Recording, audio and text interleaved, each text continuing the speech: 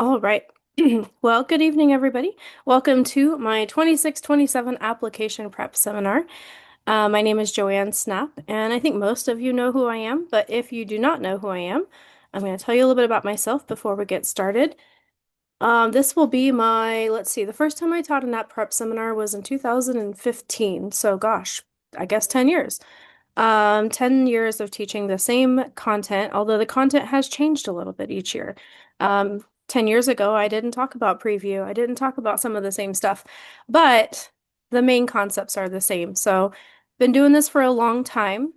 Just a little bit about me. I was born and raised in the Midwest, and when I was 25, my husband and I packed up our car and drove to New York City. We didn't have anything. Literally, we had nothing. We drove with a car. And we didn't have jobs. We figured out life and ended up doing pretty well in New York City. When I was there, I ended up working at different universities, but my last job there was the director of admissions at Zucker School of Medicine, which really gave me all the information I needed to be able to leave and go to California, where I started the Health Professions Advising Office at UC Davis. And that was 6 years of serving students directly, which is really where my heart is. Building up programs, creating the post-bac program, running the pre-health conference, all of that. So um, I always say before me, there was no HPA. That is true. It was a lot of work, but it was also a lot of fun. I have a lot of education, probably too much. But my main thing that helps me here is my bachelor's and master's in English. I'm a writer by nature, so all the editing is really good because I didn't know why I was getting a bachelor's in English at that time or a master's, but now it makes perfect sense and it's very useful to me as I edit all of your writing. So I founded My Honest Advisor in 2021. Been doing that since. Absolutely love my life, love my job, love everything about this. I also always joke that this is for you, maybe, your first or second time applying to medical or dental school. For me, it's like what, my 12th, 10th or 12th time. And I don't know. I guess it sounds depressing when you think about applying that many times, but it's really not. It's pretty fun. I like the thrill. I like the challenge. Um, every year I think I figure it out a little bit better and it just gets, I don't want to say easier. It's never easy to get in, but it becomes more seamless for me to get you guys in. So it's a little bit more fun. And I'm a contract advisor at several universities across the country, which means when I'm not working with you guys, I'm also working with other people at different schools. And I'm also an instructor at UC Davis still. So, kind of got my hands in a few different places. Oh, and then not listed here, I also do residency prep. So I work with fourth year med students who are applying to residency. So, pretty busy gal. This is our plan for this course. We are going to kind of break down the entire application process, but I do want you to know that as we go through this, any question that you have about anything, you can just stop me and ask. I'm a super easygoing person. So you can I can't always see the chat, so you can throw your hand up. You can probably just unmuting and interrupting is your best bet because if I get going on something, I'm not always watching. So if you have a question, just unmute and ask the question, and I will make sure that I can get to that and answer your question. But we're gonna kind of do big picture stuff today. We're gonna look at some personal statements. Depending on how we do on time, we may look at some more personal statements next time. We're going to talk about impactful experiences, writing descriptions, everything about letters of rec. Um, and if there is a topic that you think of or if we realize we need, I'll just adjust this and add it in there. But this is generally what I have found helps you guys the most. If you have not already done so, please make sure you join my 26-27 applicant group on my website. This is also where I'm going to post a lot of information throughout the cycle just to remind you to do things and share opportunities. If I see open houses or info sessions, things like that, I always post them in the main group. So make sure you join that group so you can be in the know. And let's get going. All right, so I know it's not quite January yet, but we're kind of early with prepping for applications. So I want to kick it off in January. So we're going to start there. Make sure if you have not already started thinking about like personal statements and writing, I would sit down and figure out how you're going to do that. So some of you, you're already working with me, so that's not a problem. If you're not working with somebody, I would say figure out what your plan is. So at this point, I would start brainstorming a personal statement at the very least. Some of you I know already have very well polished drafts almost done, and some of you maybe haven't even started thinking about personal statements. It's not a comparison, it's not a race, it's not a better or worse than, it's just if you haven't, this is a good time to start thinking about it. By January, you should all have a first draft of a personal statement done. That is my goal for you. Because the time between January and May literally flies by. I don't know why, it just feels like a blink and it's over. So, January, we're going to have our personal statement done. By February, we should have your experience descriptions done. And we're going to go through all that, so don't worry. You can technically ask for letters of rec at any point, maybe after December, December 22nd, when I tell you how to do it.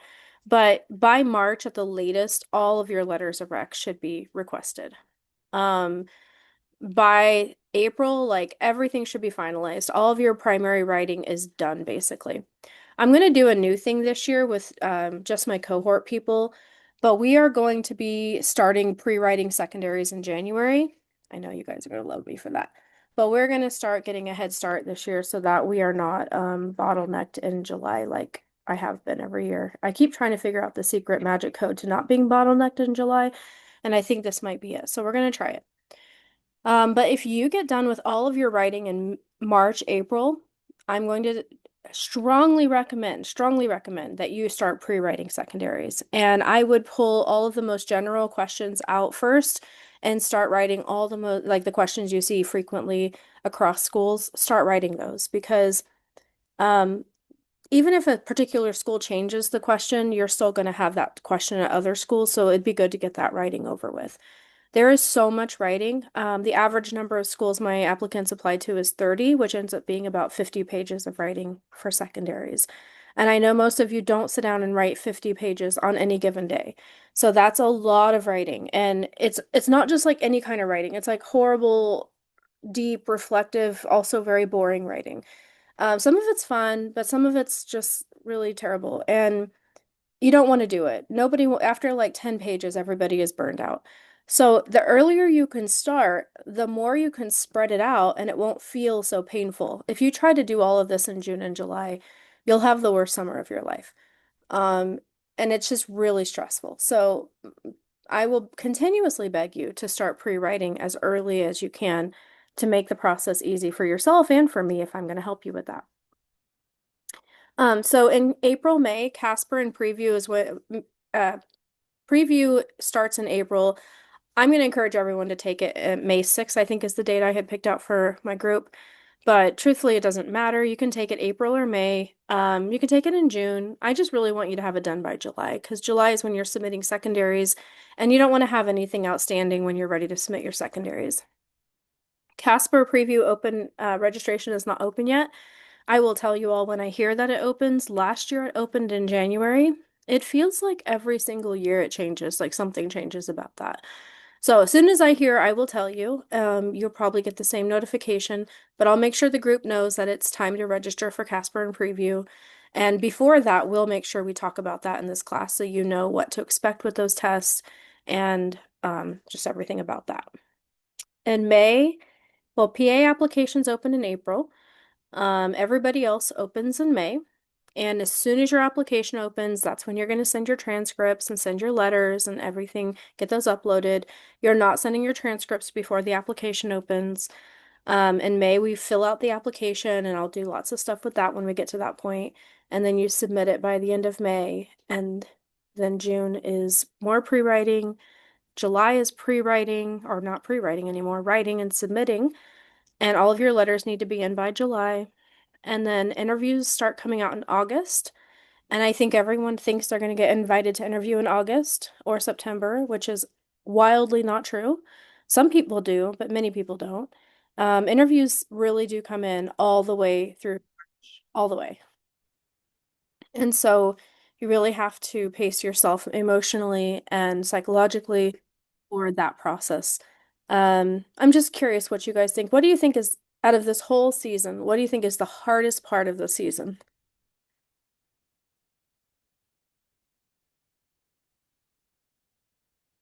Which of these aspects are like the most difficult for people? Secondaries?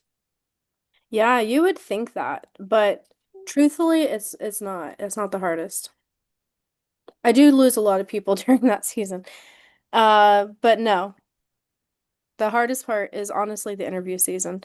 Not because of the interviews, but because at least during secondary season, people are doing something and gives you something to focus on. And when you're submitting your apps, you're getting that sort of like that thrill, that endorphin, right? That high of like, oh, I'm applying to med school, or the fear, whatever, but it's still something. But during interview season, nothing is happening. You know, if you get five, six interviews, it's spread out over several months. And even if you have the interview, you still have to wait for them to tell you whether you get in, and you might get waitlisted, and that's more waiting. So you've spent all this time and money building, building, building for the last year, and then all of a sudden it's just radio silence. And that is honestly the hardest part. So we talk a lot about that in the summertime, getting you geared up for that emotional part. And around that, by February, I'll switch my class over to being the Tuesday night groups, which you guys are going to be encouraged to come to. And then we'll talk about that in the groups because for years, I can attest that that is the hardest part for people. People honestly really emotionally struggle during that time. So, no, writing is hard and it's not fun, but at least it gives you something to do. Any questions about the timeline?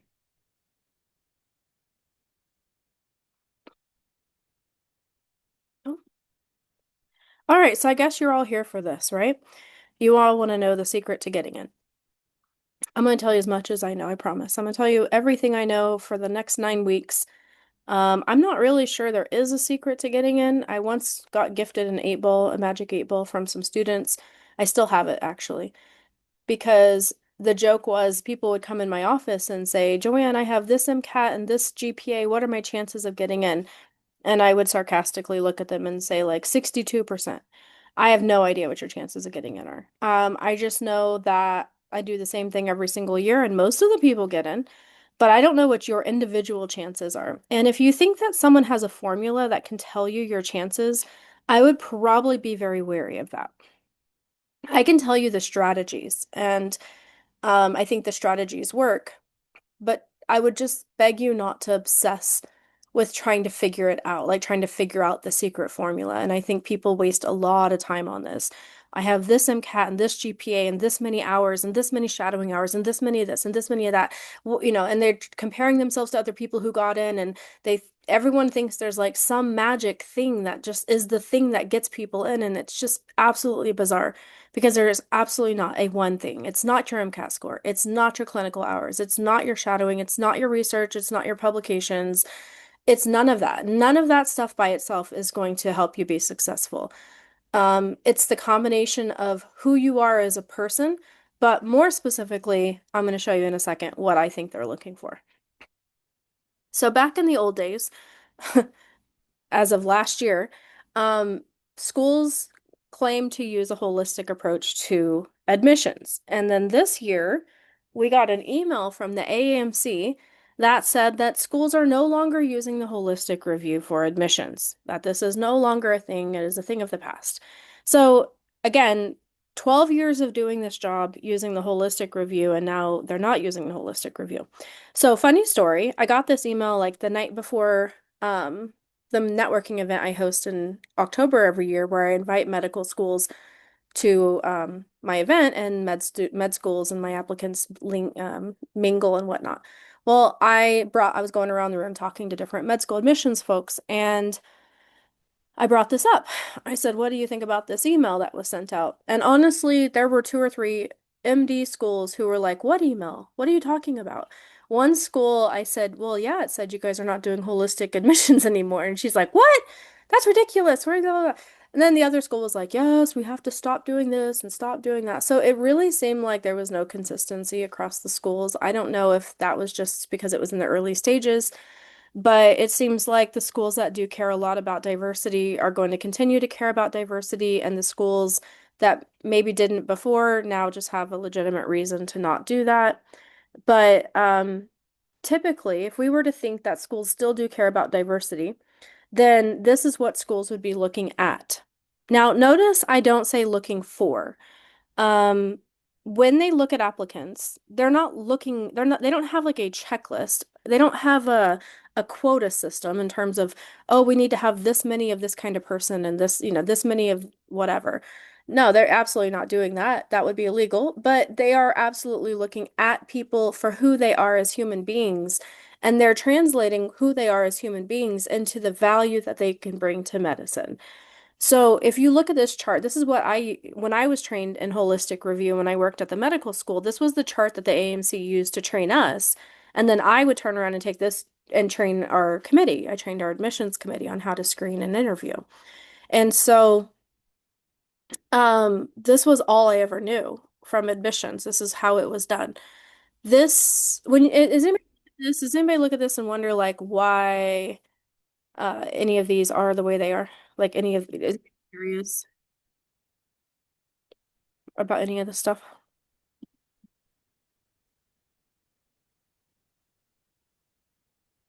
Everything makes perfect sense. Okay. Well, that's great. You can see in the middle, the metrics are always at the center, but you can also see that what's more important, not what is equally as important as your GPA is also your grade trend. I always like to point that out. And then you can see that your attributes, like who you are, is more important than what you've done. And I think that's where people get things flipped. They think that their research experience is more important than the languages that they speak. They think that their community service is more important than their religion. Some people actually think you're not supposed to talk about religion in your application, but they actually are looking at your religion. So that's kind of interesting, right? So things that people typically believe about this process, most of that stems from a misinformation, a fear. A lot of this stems from fear of doing something wrong, saying something wrong. And so people aren't honest. They're not authentic. They don't say what they really think will bring value to the field of medicine. They focus on what I guess, their accomplishments, what they think med schools want to see, which is how great they are, how many publications they have, how much they've accomplished in their roles. And I don't find in my experience that that's necessarily what med schools are looking for. That it's cool that you did those things, but if you can't extract the value of those things in terms of like what you learned, how you grew, what does that mean for you in your future, just doing them alone doesn't add any value because almost everyone has done those things. I could literally survey all of you. I bet you like 90% of you have, seen a doctor work before. 90% of you, or maybe like 70% of you have touched research before. So like just those things alone are not going to wow them. They're not going to be so impressed with whatever. One of my most successful applicants this current cycle, her main experience in life so far has been working as a band manager, traveling around the country, scheduling tour concerts for her tour, like touring with this band. And as soon as I met her and read that, I was like, oh yeah, girl, you are solid. She had no confidence because she had very little clinical experience and she had that experience. And we extracted all the value of that experience and applied it to medicine.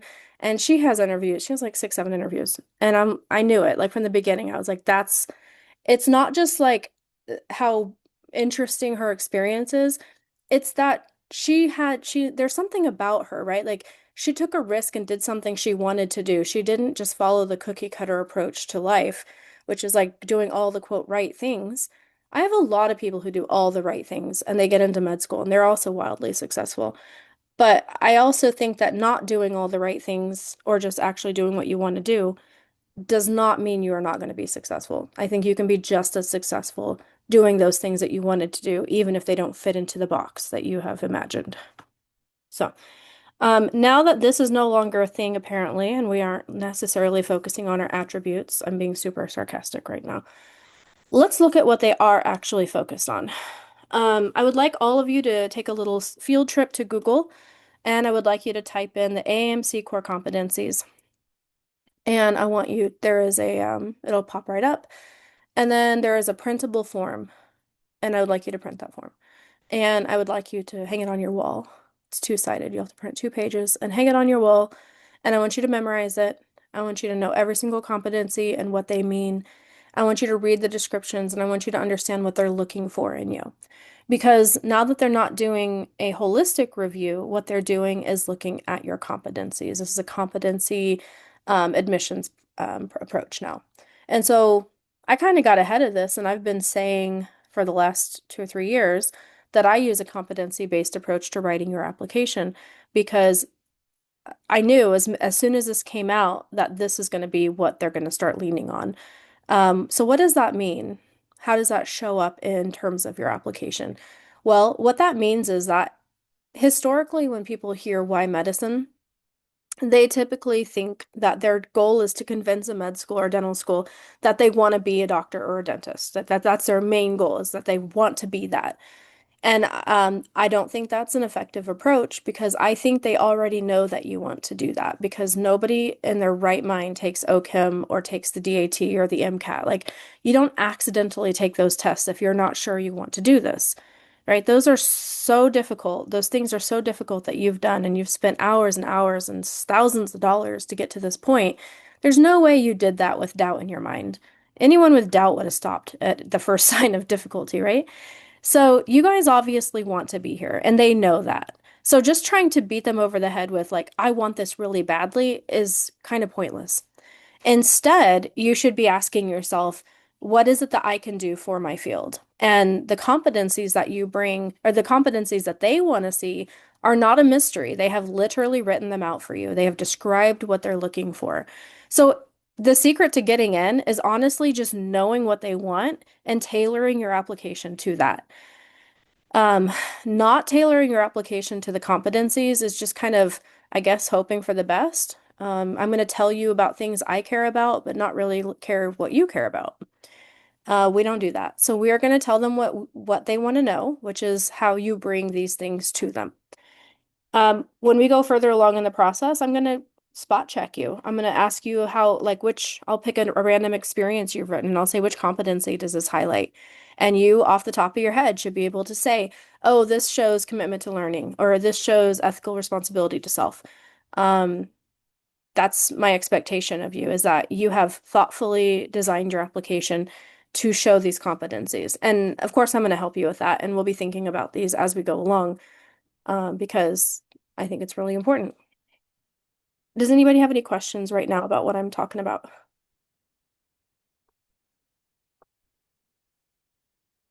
Okay.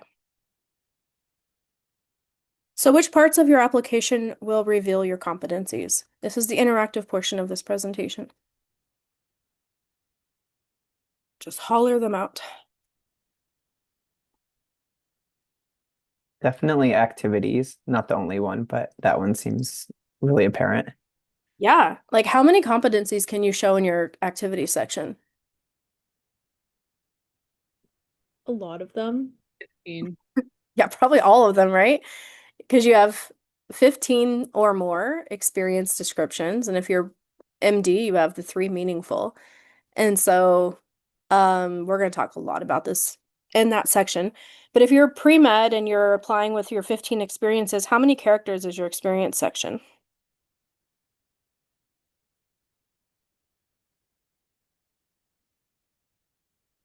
Nobody knows? Like 250 or something. It's quite low. Characters? Yeah. Characters. It's 10,000, over 10, about 10,000 characters, maybe just under 10,000. How many characters is your personal statement? Oh, now come on. I know some of you know this.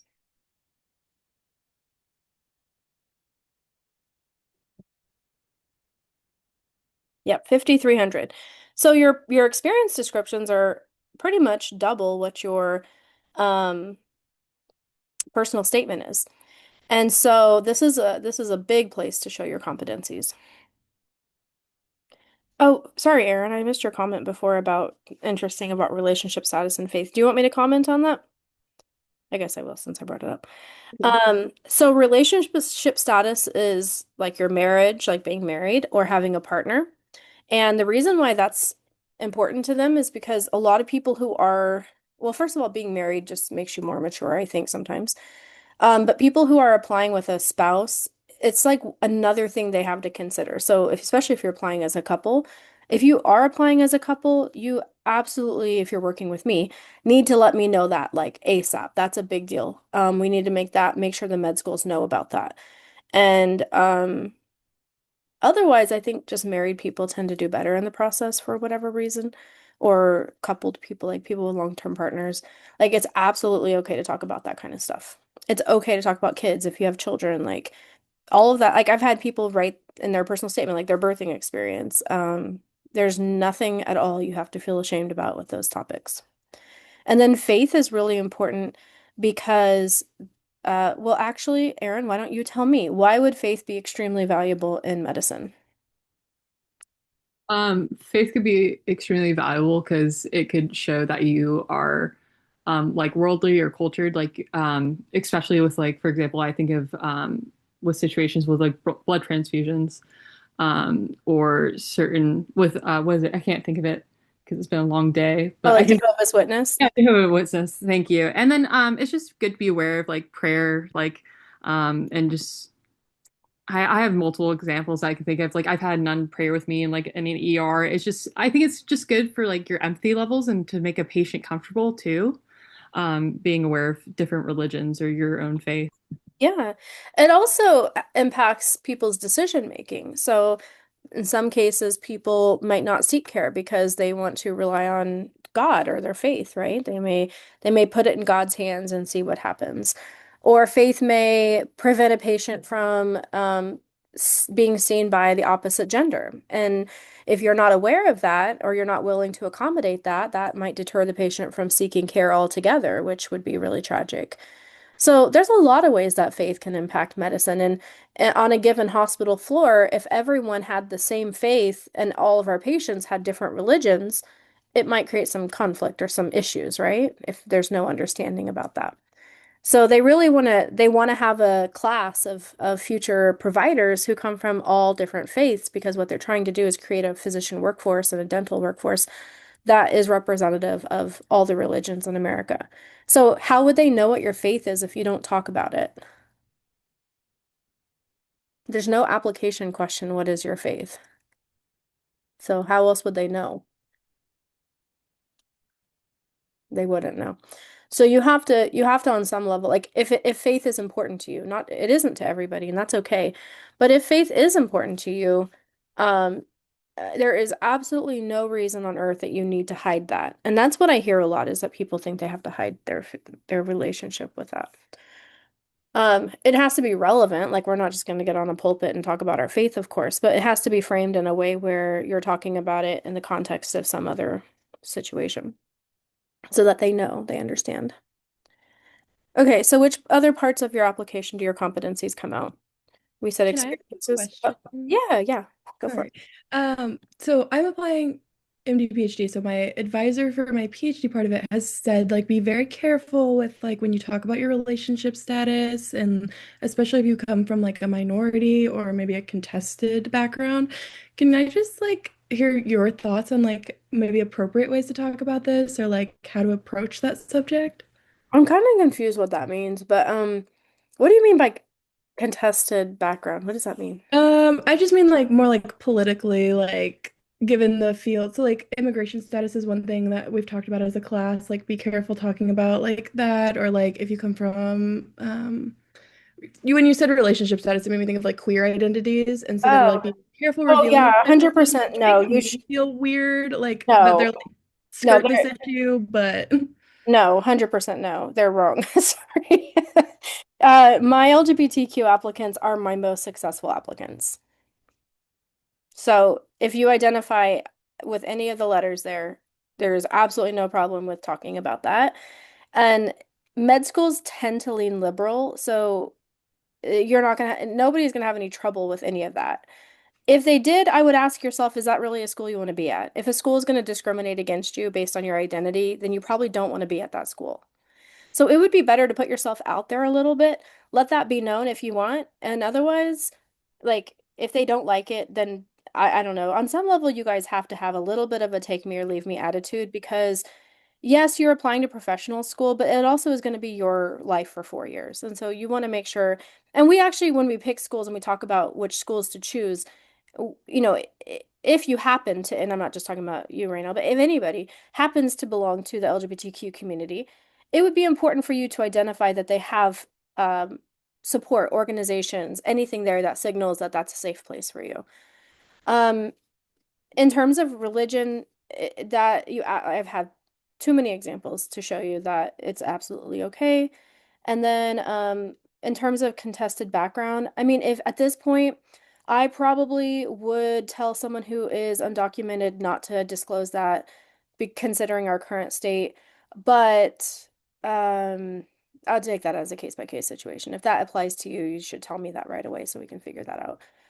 But generally speaking, I don't know what other cases there would be right now where we would hide. The only thing, okay, there's only a couple things where I really don't want to disclose.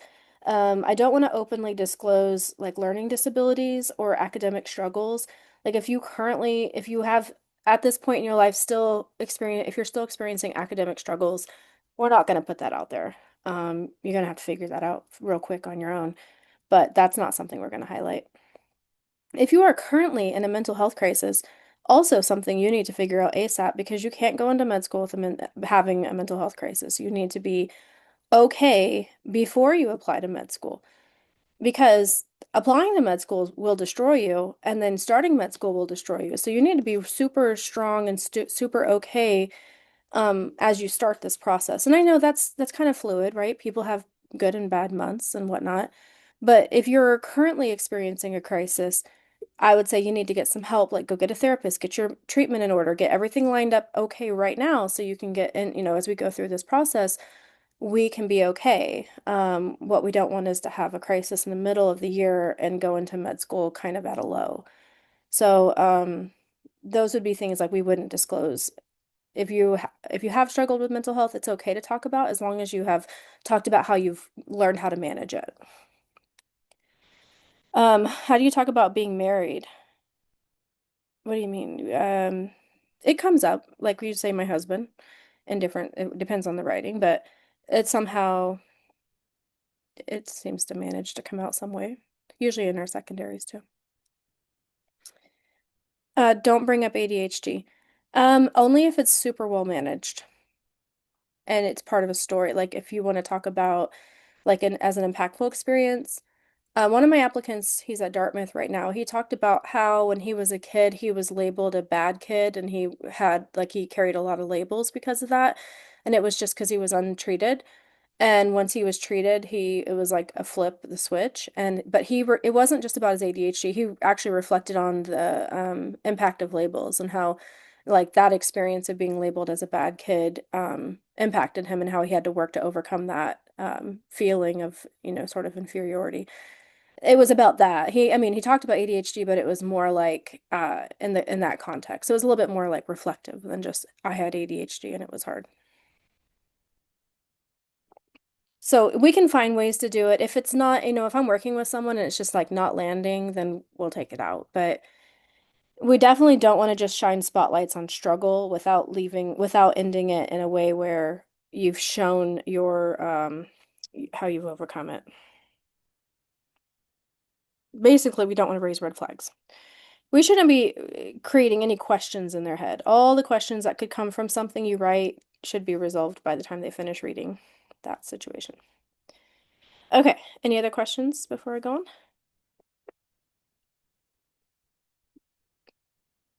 Okay, so other parts of the application that reveal your competencies, obviously your personal statement, your letters of recommendation should have competencies. We're going to talk about this when we do that.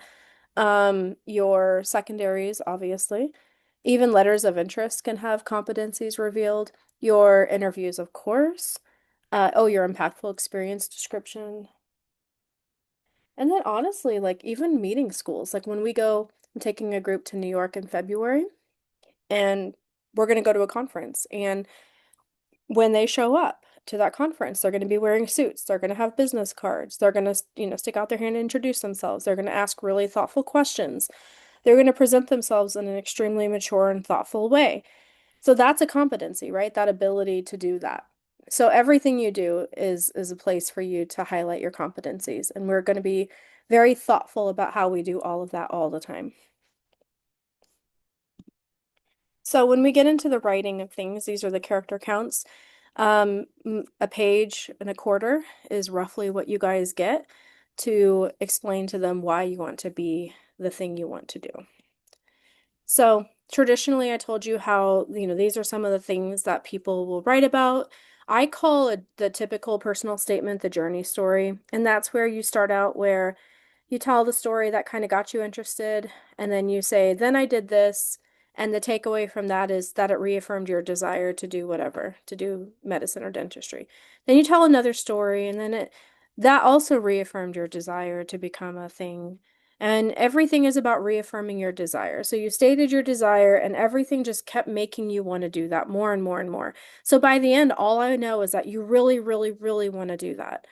And that is absolutely not helpful to the school. Helping people is lovely. I hope on a baseline, everybody here wants to help people. I hope everybody here wants to or love science. Where is your love of science demonstrated?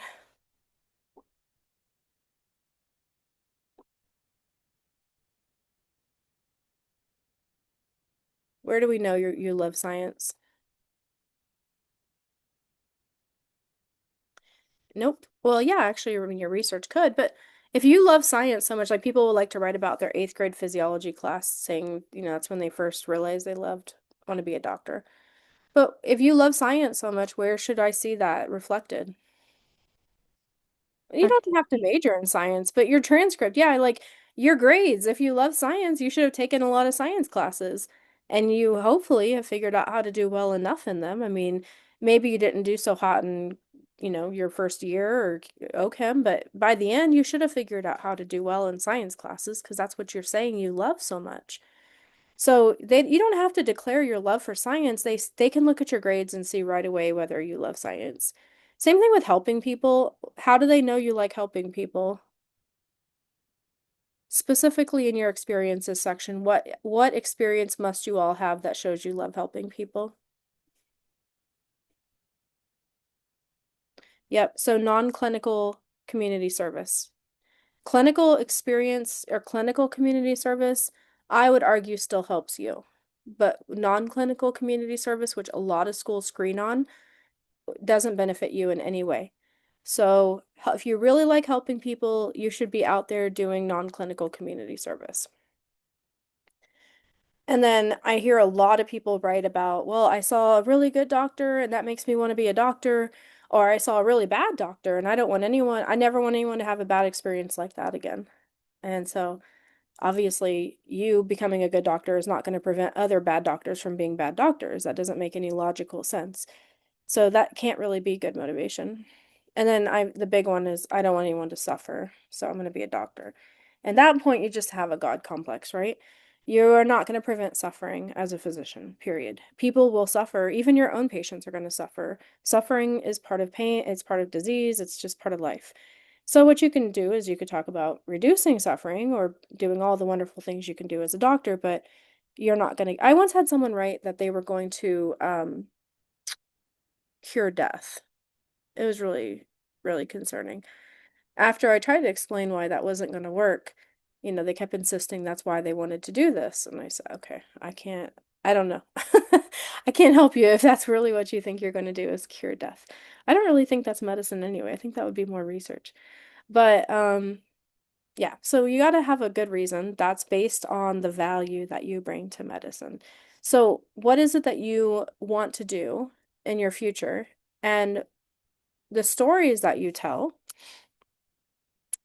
should lead us into, should show us the competencies that you bring. So the past would be what led you to the decision to pursue medicine. That's like a little part of your personal statement, but a big part of it is why do you want to wake up every day and do this job? So when you think about what your future looks like, before you start writing your personal statement, you should think about, the question, as a physician, I want to dot, dot, dot. What do you literally want to do in your job? What does it look like? And you don't have to know your specialty, but do you want to teach? Do you want to do research? Do you want to do public health work? Do you want to work in a rural community or in a big urban city? Do you want to, gosh, I'm drawing a blank all of a sudden. Do you want to do community health work? There's so many things you can do as a physician. You want to get into policy work. And you should have an idea of like what the most perfect future for you looks like. And I think a lot of people are afraid to say what they want because they're thinking, well, who am I? I don't even have a degree. I'm just this lowly person. Who am I to say what I want? Well, you're actually applying to a doctoral level education. And when I applied for my doctorate, I had to write a very detailed essay about what I plan on using my degree for. I promise you it did not include becoming an advisor. For my honest advisor, I had a whole nother career goal 6 years ago. But at that point, I had a different goal. It doesn't matter. It's not a contract. You don't have to literally do what you write in your personal statement. But it should give them an idea of like what you're thinking about at that point in time. It'd be very strange to go into a doctoral level education with absolutely no clue what you want to do in your future. Most people have a kind of thought out plan in their head. If you have no idea, then you probably need to think back on your experiences and reflect on what has inspired you the most. Like what really makes you excited when you think back in terms of what you've done so far. If it was teaching, if it was working in the community, um, you know, very few people just 100% do patient care. It's not that you can't do patient care. Then if that's all you want to do is patient care, then we would say, okay, I want to do patient care in this particular way. I want to provide humanistic patient care. I want to provide evidence-based patient care. I want to practice narrative medicine. I want to do trauma-informed patient care.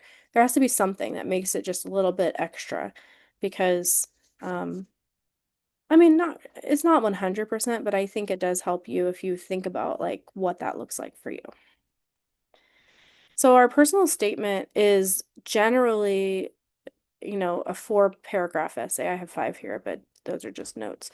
So we start with a moment in time, a very specific moment that kind of catches everyone off guard. Like, what's happening here?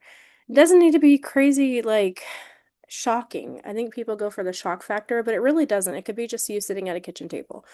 So a moment in time, and we're going to lead that story very quickly into a statement that says what you see yourself doing. So we start in that moment. The next line is one step back. Who is the person? What's happening? Then the next sentence is one more step back. So we're kind of zooming out of that story, getting to a reflective state that can generalize whatever is happening in that story to a broader audience, to a broader situation. And that leads into why you want to do this. And then we're going to have 2 stories, 2 body paragraphs that are examples of you doing something like that. It needs to break down that thesis statement into 2 ideas, and then you're showing a time when you've done something like that. And then rather than just saying this reaffirmed my desire to do medicine or dentistry, you're going to show what that story says about you. So you're going to go in more specifically and talk about what that experience taught you, how you reflect on it. Like we should have this idea that this moment, showed you how important something is in the future. I'm going to show you some examples. And then once we tell our 2 stories and we show like why you want to be a doctor, then we're going to conclude by pulling the opening story back down with a sentence that kind of just like closes that out. We're going to summarize the thesis. We're going to synthesize the points from your body paragraph. And then we're going to answer the question, what do you see yourself doing in 15 years? So your conclusion should just be like a nice summary of the paragraph of your essay. It's not going to, it can introduce some new information if the new information is relevant. Like let's say you have a master's degree. This would be where you could say, I want to use what I learned in my MPH to do blah, blah, blah. But generally speaking, this is where you are summarizing and getting out of here. Your conclusion is usually the shortest paragraph. It's straight to the point. We don't put the best information in your conclusion. The reason why we don't want to save the best for last, which is something I've always heard, is because your readers are not legally obligated to read your personal statement. They don't have to read anything. They can actually stop reading your application at whatever point they want. If they get into page 3 and they don't like something about you, they can stop reading your application. I know some schools will say everyone reads all the way through. Why do you think they emphasize that? The reason they're emphasizing that is because so many people don't read all the way through. Most schools are not going to read your entire application. They're going to read until they're done. So if you wait and save the best information to the very end, you are really hoping that they get to the end. I would say put your best information up front, like put your best paragraph first, put your best story first, always lead in with the best. And then the ending, if someone actually reads your conclusion, they actually stuck with your whole essay and read the whole thing, and they got to your ending, there's a very good chance at that point that they already like you. Because at any point, if they didn't like you, they would have stopped reading it. So by the time they get to your conclusion, like, we don't want to say anything too new here because we already got them to the end. We just need to get out of there, right? Before they change their mind. So we're just summarizing so they'll continue loving us and get out of there, say yes, move on to the next page. I doubt you're going to change their mind at the end. So don't waste characters in your conclusion. Any questions about that? We want your body paragraphs to be um, detailed enough that they appreciate your story, but then we want to have enough reflection and tie it to your future. So here are things we are trying to do in our personal statement. We are trying to reveal competencies. We're not telling them competencies. We're not announcing things about ourselves. We're showing those competencies through our stories. We are tying what we're saying to our future. We want to share glimpses of our background whenever we can. So, for example, if you come from a particular culture and you're talking about, in your household, you would mention like maybe the languages spoken or the food you were eating or just something that gives them little ideas about who you are as a person. The more you can set yourself apart, um, the better, right? That way they'll remember you. How do you choose the story to use or open with? It's a daunting thing for me. An easy way is for you to think about the first moment when you realize, as long as it didn't take place on a soccer field or in eighth grade science or with your dolls and band-aids or doing puzzles. Um, but if there's a moment in time that really struck you, you could start with that as an idea. You can also start by asking yourself why you want to be a physician and then think about a story that epitomizes that. So not everybody has a story like an origin story where they just knew they wanted to do this. Some people didn't realize till later in life. So in that case, I would really sit down and force yourself to write a sentence that says, as a physician, I want to dot dot dot. And then whatever the dot dot dot is, think of a story that gets you there. I'm also told all the time that we're supposed to show, not tell, and I don't agree with that. I think we should show and tell. So we're going to show through our stories, and then we're going to tell them how it relates to your future. Why are we telling? Because how many of you have ever actually talked to a doctor or dentist in person? I'm hoping most of you have. What do we know about the way they communicate? Do they like long, drawn out, flowery stories and examples, or do they want to get straight to the point? They want the answer, right? So if you show and you just kind of hope that they got your point and you're just really hoping, I would say you're really hoping for the worst. Doctors are busy, tired people. Maybe they just got off a shift. Maybe they just poured themselves a drink. They sat down to read these applications that they volunteered to do. They don't really want to be doing this right now. They'd rather be relaxing. So they're trying to get through this as fast as possible. If you don't tell them what you want them to know, there's a slight chance they won't know it. So we're going to show them through a story and then tell them the answer. Like, the answer is, why should you pick me? All right, let's look at some samples. I have shown some of you this one already, but it does work well because I like what she does with it. So I'm going to show it here again. I have dozens and dozens of examples, so we'll look at others too some other time. Um, I'm going to give you a second just to read that.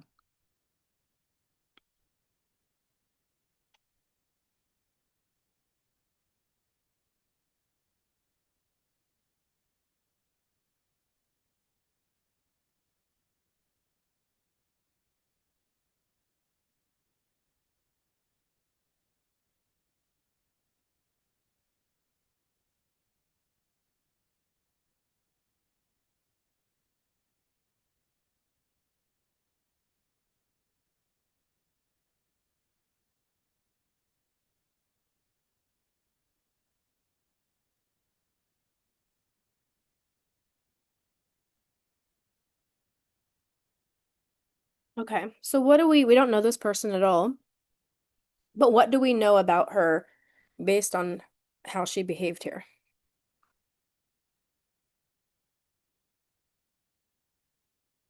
Just quick attributes. She's like socially perceptive. Yeah, very perceptive. And once she recognizes something in somebody, what does she do?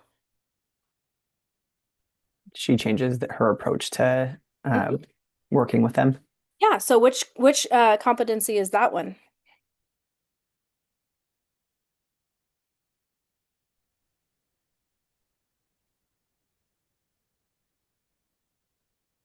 I thought Oh, she cultural humility. Sorry. No, so that is also something she has here, but that's not the one I was talking about. So her ability to pivot when something isn't working is actually which one? Adaptability. Adaptability. So if you read the description for adaptability, it describes this experience exactly. So her persistence and adaptability is reflected here. Her perceptiveness, which perceptiveness is not necessarily a blatant competency, but I do think it's good to have. It's emotional intelligence for sure. Um, and she also can work with people different from herself. So Pam is coming in, as a drug user, and this person is not, and therefore, and also Pam is unhoused. So she showed her ability to build connections with people who are different from herself, which would be cultural awareness.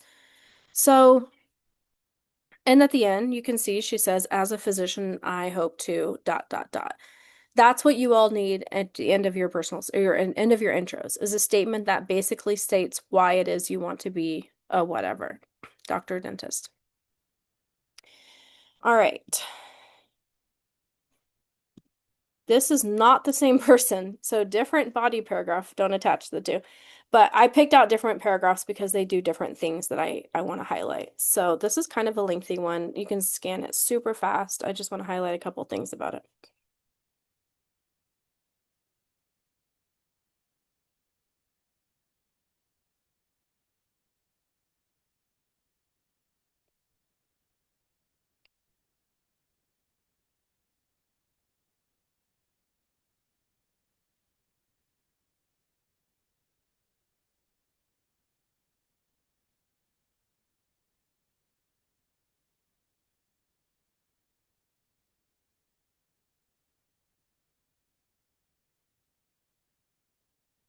So one thing I want to highlight about this is that she's describing an experience that she was shadowing.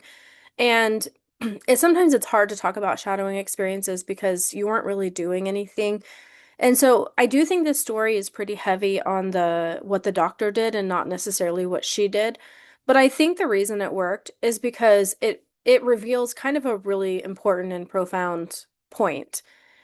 Um, what is the main point that she brings into medicine understanding that is kind of unique?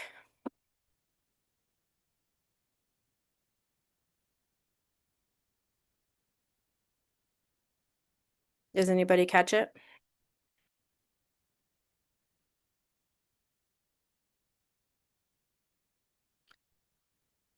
Okay, well, I think the thing that really stands out to me in this paragraph is the line that says, most of the time, environmental factors played a key role. Though she couldn't change a patient's living conditions, she followed up with local resources to address their concerns. So that understanding the way that environment affects health and knowing that as a physician, you literally can't do anything about that. You are going to face patients' situations with no power over them. But all you can do is try to address their issues with whatever limitations you have. She wanted to also highlight her master's degree here. So it gave her a chance to bring up that background and how she wants to pair that background with this problem. And so she was interested in policy work. So she said, I want to engage in city or statewide conversations and work to create policy addressing systemic issues. And so I've had a lot of experience with different people, probably one or two each year, who focus on environmental health factors. And again, very, very popular topic amongst med schools. My environmental folks tend to do extremely well in this process. If you happen to have taken environmental health classes or you happen to be an environmental science major or minor, really, I would encourage you to lean into that because environment is such a big part of our health. And ignoring the environment is not realistic because it is going to impact our health. So I would just throwing that out there as like a something if you're thinking about that. Okay, next one. Okay, so this is about research. This one I think might surprise some of you. So I want you to read this one real quick.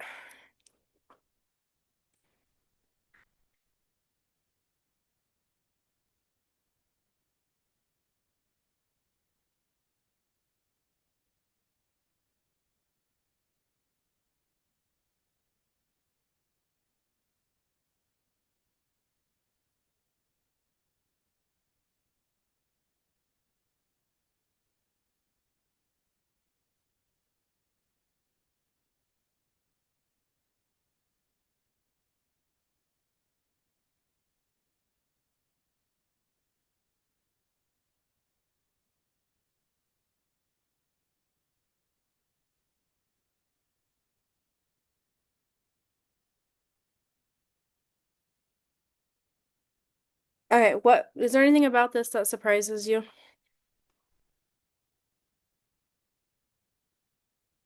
Stefan, I thought you might like this. I did like this one particularly. Yeah. But like I'm not surprised by this. So, Well, I mean, from just, my end. but what do you, I mean, what does this person do that kind of is outside the box in terms of pre-meds? From my perspective, something that I don't see a lot. I work for an institutional review board, just why Joanne called on me, or Called you out. is yeah, is like being able to bridge that gap between this really like non-tangible idea of like autonomy and bring it to like a day-to-day reality of the participants in this study, and then like adjusting their approach accordingly in a way that was best for the participants in the study, which is not always the case. But yeah, I Yeah. don't know. I thought that was impressive. Yeah, no, he absolutely did something that I mean he's operating with integrity and he's like doing the thing we all hope everyone is doing. But what's bold, I think, is that he's literally like he's not talking about self-importance here, right? Like he's not because he could have talked about anything in his research. Like he did a lot of really cool research, but he could have talked about anything. He didn't promote how cool his research was. He talked about how he actually found his research problematic and how he, had a conflict with it, right? Like an internal conflict with what he was being asked to do. And so he decided to pivot. I mean, I don't know if he got overt approval from his boss to like do this, but he made the decision on his own that he was going to do the right thing, and he did it. And he noticed the difference in the way people responded to him, which also shows his perceptiveness, right? So there's like integrity here, there's maturity, there's thoughtfulness, there's all kinds of good things happening. But the reason I think this person ended up getting like 14 interviews. I mean, he was wildly successful at a lot of big name schools. I think the reason he was so successful is not just because of what he wrote or what he wrote about, but there's like something about a person who has this kind of and I'm gonna be real honest with you, he didn't get to this on his own, right? Like I pushed him hard to be a little risque because the more you're willing to go there, the more you're willing to be honest and say things that most people would not say, the more likely you're going to catch someone's attention. If you are terrified of saying the wrong thing and you put yourself in a box where your application sounds exactly like 6,000 other people's application, you are high risk of falling through the cracks. Because can you imagine reading 40 applications in a single sitting where they all sound exactly the same? People who think that what they do is so important, people who think that their clinical research is so important, and they're just they're just self-inflating everything they do. And that kind of like language and over the topness with everything they do, like after reading five or six of them, you like me, I read something like that and I literally have a physical reaction because I've read so many of them. So if you do anything but that, you're going to stand out in this process. And so I tell you this, and trust me, this is not first draft writing. This is like 12th draft writing, okay? It took a lot to get to this point. But the idea is there. That's what I want to push is that if you have an idea to talk about something, don't be afraid to try it. If it's there, you have that little inkling of an idea and you're like, well, there was that one situation and you're thinking about it. It literally wouldn't take you any time at all just to write a quick paragraph and just like put it out there. Like let me read it. Let someone else read it. Like see, I wouldn't let anyone read it because some people are like sometimes if you let really scared people read it, they're going to scare you back into being in the box. Um, so it's be careful about who you let read your stuff. The I would say the majority of my applicants, also a little FYI, the majority of my applicants, when they share their personal statements with other people, they're scared out. They're told like, "Oh, this is not right. You shouldn't be saying this. You shouldn't do this. You shouldn't do that." And I have to talk them off of that and just say, "No, it's fine. Trust me. Like, just go forward. Like, I I promise you, you're gonna be okay." And they trust me, and then they do it, and then they are okay. So if you are someone who is afraid and you want to talk through that, let's talk. But if you're afraid and you show other afraid people what you're thinking, they're gonna be afraid. They're gonna tell you it's too risky, it's too this, it's too that, it's too negative, it's too whatever. And in doing that, you are limiting yourself and you're putting yourself in a box you do not want to be in. This is a personal statement of somebody who um, ended up at UCLA, and this person did not believe that they were going to be able to get into a school like UCLA because people told them that. They were literally told by some important people in their lives that they were not even going to get into med school at all. And then she came to me one day crying because someone had told her she was not going to be able to get into med school. And if you know me, you know that that kind of stuff just makes me really mad. So I said some choice words, something along the effect of, oh, hell no. And we got her into med school and she ended up going to UCLA. And so, um, again, don't be afraid to say the things that need to be said sometimes.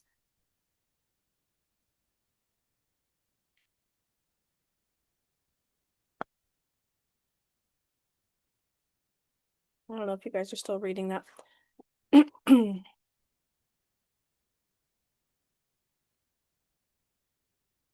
Okay. This is a very or this was just the conclusion. But what I want to point out about this conclusion is she started out her intro talking about how she used to go with her mom to clean houses when she was a kid and she would play with the toys of the kids in these big mansions and then go back to her neighborhood, which was an apartment in inner city and very crime ridden. And she would talk about watching the world transform between, on the bus ride there and back. And so she brought that back to her conclusions. That's what I meant by pull the opening story back in and just start, like, just summarize it out. And then restate your thesis. I want patients, including those lives who have changed forever by broken immigration policies, to never have to choose between paying bills and their health. That summarized her thesis, and that's why she wants to be a doctor, and then what she sees herself doing in the future.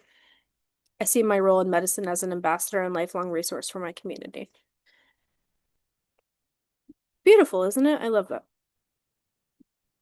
So these are some very popular ideas, probably some of my more used ideas that people have talked about in their personal statements. By all means, you do not have to talk about any of these if they are not relevant to you.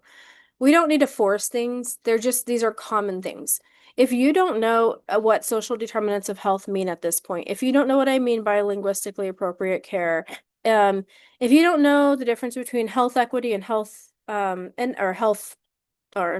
disparity and health care disparity, things like that. This is a good time in your life to start looking things up, start reading, becoming fluent in this language, because I don't think the expectation is that you know the language, but my expectation is that you know the language because I think that when you're entering a profession as big and profound as medicine, that the least you can do is know the language that they're using. I mean, I'm not in medicine, and if I know the language and can use it appropriately, I think that you guys should, since you're the ones wanting to do this.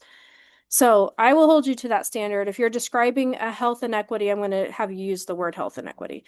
So I just want you to be ready to do some reading and thinking and learning. It's not just going to be, me editing your statements. I'm going to be pushing you to be thinking a little bit harder, a little bit deeper about all of this. So, I'm not going to go through all these, but these are some don'ts you don't want to do.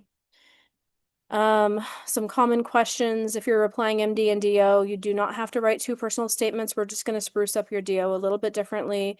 I want your personal statement done by March. You should be spending 1 to 2 hours a week on this at this point. If you're working with me directly, I do not want you to show other people your personal statement until we talk about it. I'm not going to go into a whole tirade about why. And this is your to-do list. So you're right now drafting and revising your personal statement, meeting with me every week. You should be listing out your experiences. We're going to talk about that here in a week or two. And you should be identifying who is writing your letters if you have not done that already. So this is where everyone should be at. You should not be pre-writing secondaries at this point. Like, you are totally fine if this is where you're at. And I think I'm going to save this for next time. I do want to end on this.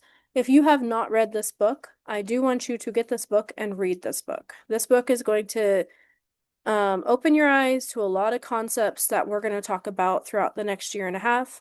And I will refer to this book randomly at different points. And those who have read the book will get my references, and we'll have a lot of fun side convos about this book if you read it.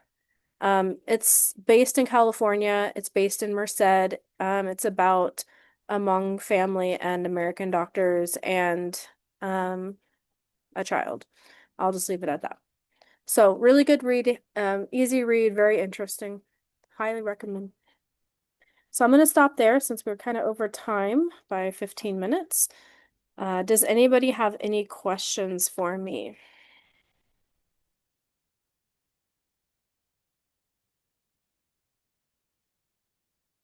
Hey, Joanne, can you hear me? I can. Quick question. So once, as we start kind of researching schools and building a list, is it okay to kind of start doing that now? And like, what should we look out for? Can we talk about this list with you?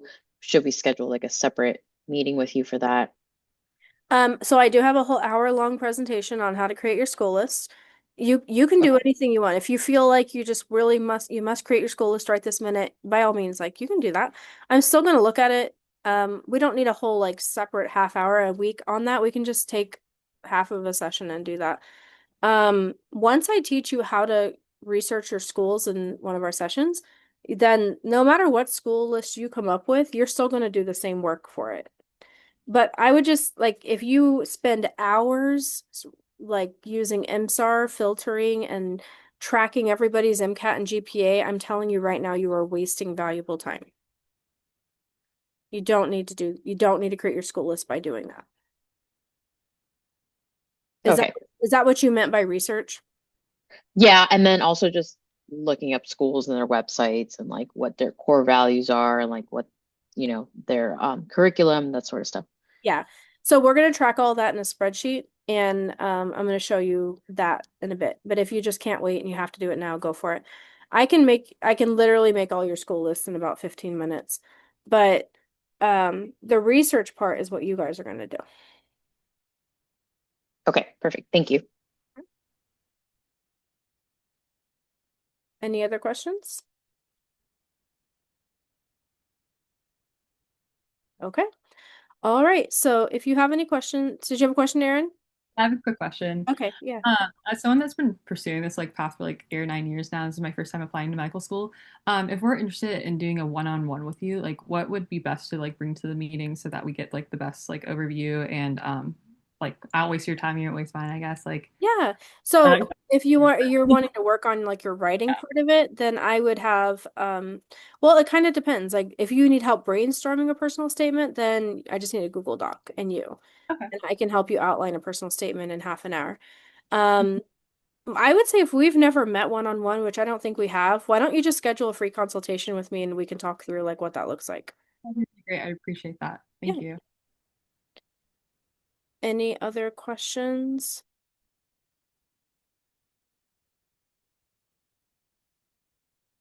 Anybody here who has done a free consultation with me want to, or not a free, I mean the brainstorming for the first session? I've never heard anybody say what that felt like. Did it feel like you're being interrogated? It was nice. I honestly like got a lot of cool ideas out of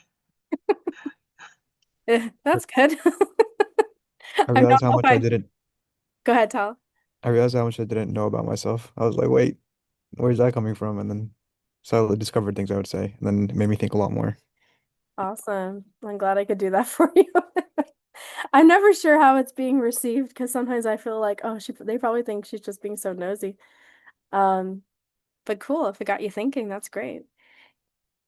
Yeah, I like to get into everyone's business because I think that honestly applying to any school it should be deep. It should be reflective, right? It shouldn't be easy to come up with this stuff. And sometimes people have experiences from their childhood, from their past that they are not even aware of that would be valuable to a school to hear about. So, yes, the brainstorming session I always find to be really helpful for me and applicants because it uncovers a lot of stuff that maybe they had never thought about. So, all right, with that said, let's call it a night. We'll meet same time next week, 7:30 Central, using the same link, and we're gonna dive in a little bit deep. We're gonna talk about impactful experiences, what those are, and if we get done with that quickly, then we may go ahead and move on to talk about experiences. So, a little bit of everything. And bring questions. If you have any questions about anything, bring them. We'll go through them at the beginning. Okay. All right, have a good night, everyone. Thank Good you. Thank night. Thank you. you. Have a good night. Thank you. See you later. Thank you. Bye, guys.